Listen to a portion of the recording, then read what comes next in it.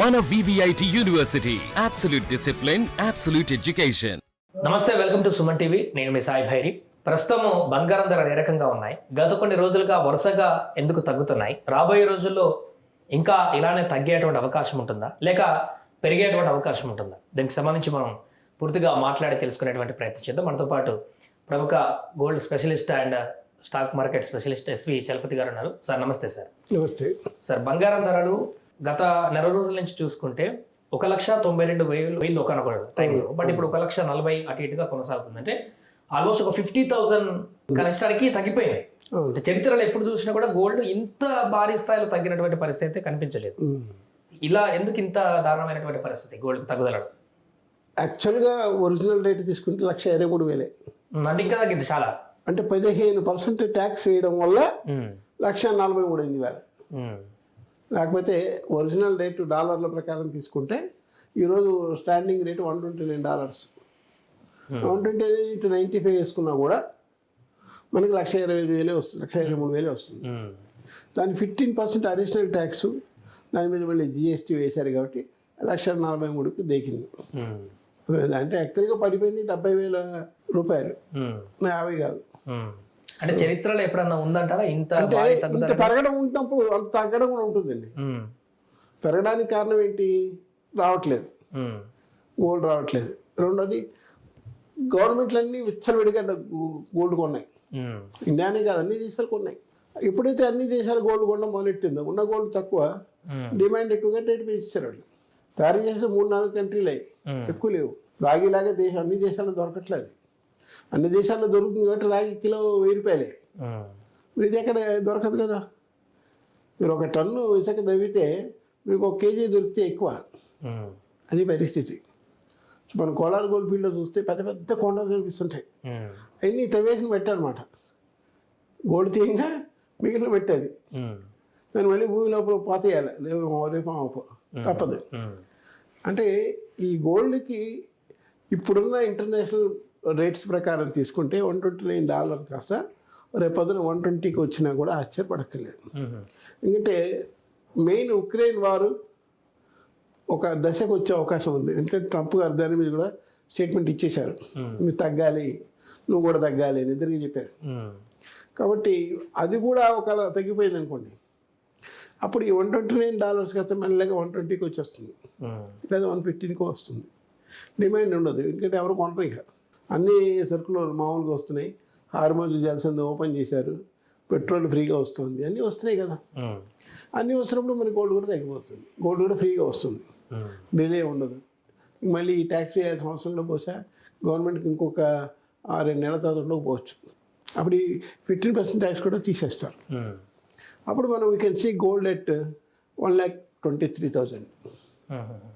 అక్కడికి వస్తాం మనం. అంతకంటే ఇంకా తగ్గుదల చూడొచ్చా భవిష్యత్తులో? అదే లాస్ట్ అదే 123కి ఒక 6 నెలల తర్వాత గవర్నమెంట్ తీసే అవకాశం ఉంది.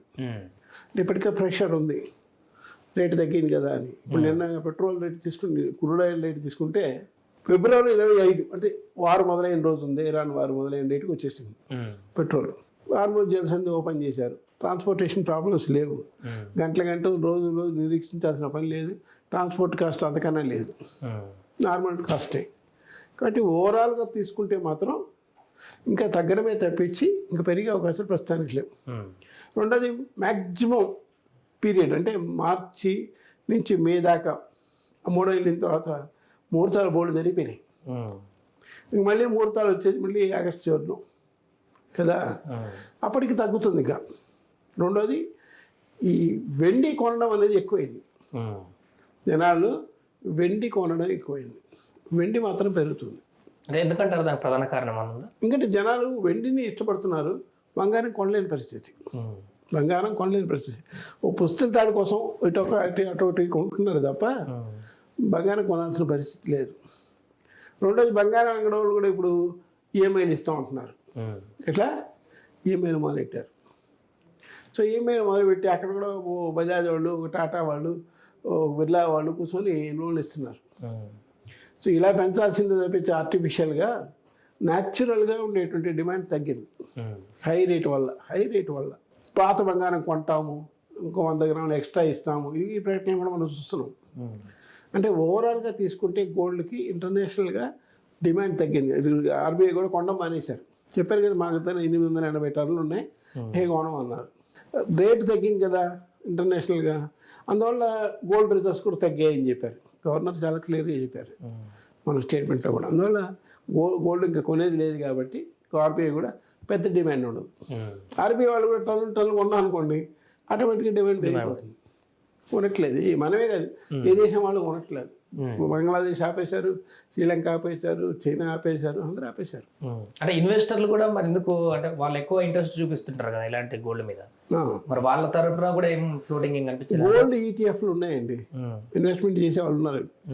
అది లాటరీ, అది బట్ నథింగ్ బట్ లాటరీ. ఇప్పటికీ ఒక గుడ్డి నమ్మకం ఏంటంటే గోల్డ్ ఈటీఎఫ్లో పెడితే పెరుగుతుంది అని. పెరిగే అవకాశం కనపట్లేదు, పెరిగే అవకాశం కనపట్లేదు. అది మాత్రం అంటే ఇంటర్నేషనల్ ఎరీనా చాలా క్లియర్గా ఉంది. రెండు, అమెరికాతో రేపు వాణిజ్య ఒప్పందం తుది దశగా రాబోతుంది. అది కూడా వచ్చింది అనుకోండి, ఇక దేర్ ఈజ్ నో అర్డిల్. అర్డిల్స్ ఏమి ఉండవు, రేట్లు ట్యాక్సులు అన్నీ తగ్గుతాయి కాబట్టి ఓవరాల్గా గోల్డ్ రేటు మామూలుగా ఇప్పుడు 143, 145 మధ్య నుంచి మెల్లమెల్లగా తగ్గుతుంది. ఇంకా గవర్నమెంట్ కూడా 6 నెలల తర్వాత ఈ ట్యాక్స్ తీసేసే అవకాశం కూడా ఉంది. దాన్ని మనం కొట్టేయలేము. బట్ గవర్నమెంట్కి అడిషనల్గా 1,00,000 కోట్లు వస్తాయి కాబట్టి 1,00,000 కోట్లు వదులుకుంటారనేది డౌటే. 1,00,000 కోట్లు ఈ 15% వస్తుంది కాబట్టి అక్కడ ఆయిల్లో పోయింది, ఇక్కడ సంపాదించుకోవాలి కాబట్టి సంపాదించేశారు. సో 6 నెలల తర్వాత 1,00,000 కోట్లు వచ్చాయని ఆపేస్తే ఆపేయచ్చు బహుశా.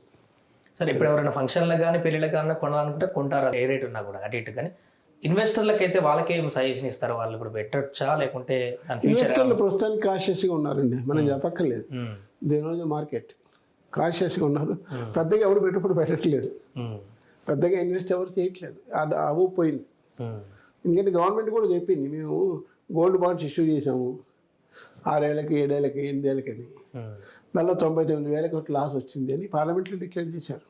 గోల్డ్ బాండ్ స్కీమ్లో 99,000 కోట్ల లాస్ వచ్చింది అని సీతారామన్ గారు ఓపెన్గా చెప్పారు. సో ఆ సీజన్ అయిపోయింది. ఇక ఇప్పుడు ఉన్న పరిస్థితిలో గోల్డ్ కొనడం కానీ గోల్డ్ మీద లోన్లు తీసుకునే వాళ్ళు తప్పించి ఎవరు ఉండరు. గోల్డ్ మీద లోన్లు మాత్రం చాలామంది తీసుకుంటున్నారు. బ్యాంకుల్లో గోల్డ్ లోన్లు 3 ఏళ్ల క్రితం 89,000 కోట్లు ఉంటే మే చివరి శుక్రవారానికి అది 4,76,000 కోట్లు అయింది. Gold loans 4,76,000 personal. ఇది బంగారం వ్యవసాయం మీద తీసుకునేది కాదు, పర్సనల్గా తీసుకున్న గోల్డ్ లోన్లు ఎంప్లాయీస్ తీసుకుంటున్నవి, ఉద్యోగస్తులు తీసుకుంటున్నవి కలిపితే 4,76,000 కోట్లు అయిపోయింది.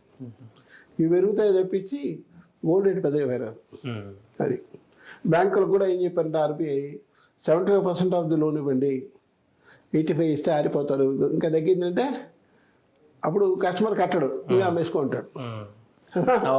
అది ప్రాబ్లం ఉంది. అందువల్ల ఆర్బీఐ కూడా ఏం చెప్తే 75%కి కట్ ఆఫ్ వాల్యూ ఈరోజు ఎంత ఉందో 75% మించి ఇవ్వద్దు, దివాళీ ఇస్తారని చెప్పారు. సో రాబోయే రోజుల్లో ఆర్బీఐ కూడా తగ్గుతుందని అంచనా వేస్తోంది. అది right sir, thank you so much. అది ప్రస్తుతం బంగారం ధరలకు సంబంధించినటువంటి వివరాలు. ఇక రాబోయే రోజుల్లో ఇలాంటి ఒడిదుడుకుల్లో ఇంకా తగ్గుదలే ఉంటుంది తప్ప ఇప్పట్లో అయితే భారీగా పెరిగేటువంటి అవకాశం లేదంటూ కూడా వారు చెప్తున్నారు.